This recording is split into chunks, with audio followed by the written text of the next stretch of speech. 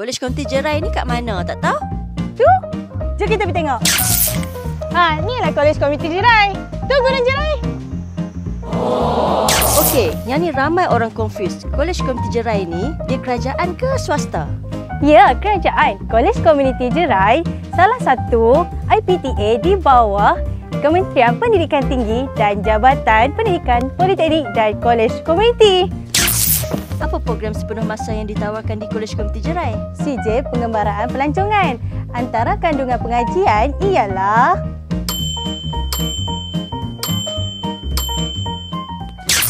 Apakah syarat kemasukan ke program sijil pengembaraan pelancongan? Syarat dia mudah je. Kepada lepasan SPM, jom tengok syarat-syarat dia.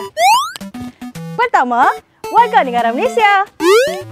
Yang kedua, memiliki SPM dan setaraf.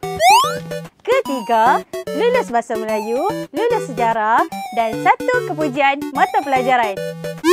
Apakah keistimewaan belajar di Kolej Komuniti Jerai?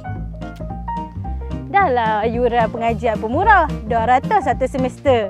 Dapat elong pula tu, 7,200 untuk yang layak.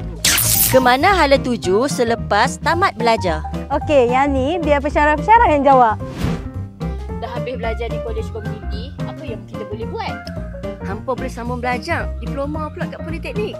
Atau nak bekerja jadi pemandu pelancong bandar, pemandu pelancong alam semula jadi, Pembantu jurulatih rekreasi, kerani tiketan, ketua rombongan dan lain-lain.